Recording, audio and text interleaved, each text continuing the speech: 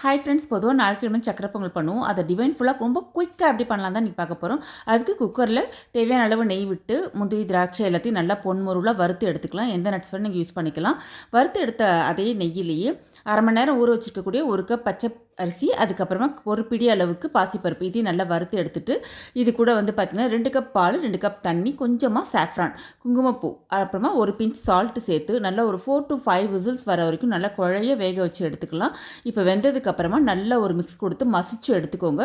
ஒரு கப் அரிசிக்கு 1.5 கப் போல் வெல்லத்தை தூள் பண்ணி தண்ணி விட்டு கரைச்சி வடிகட்டி இதில் சேர்த்துக்கலாம். நல்லா மிக்ஸ் கொடுத்துருங்க. மிக்ஸ் கொடுத்து முடிச்சதுக்கப்புறமா சுக்குப்பொடி, ஏலக்காய் ஒரு பிஞ்ச் பச்சை கருப்பூரம் சேர்த்துக்கு ரொம்ப டிவைன்ஃபுல்லாக இருக்கும். இது எல்லாத்தையும் நல்லா மிக்ஸ் கொடுத்து நல்லா கலந்து எடுத்துருங்க. கடைசியாக பொரிச்சு வச்சுருக்கூடிய நட்ஸையும் இது கூட நம்ம சேர்த்துக்கலாம். அவ்வளோதான். கடைசியாக ஒரு டீஸ்பூன் நெய் விட மறந்துடாதீங்க. அட்டகாசமான ஆலையை மயக்கக்கூடிய சூப்பரான சக்கரை பொங்கல் ரெடி. இந்த மெத்தட் நீங்கள் ட்ரை பண்ணி பாருங்கள் ஃப்ரெண்ட்ஸ். தேங்க்யூ.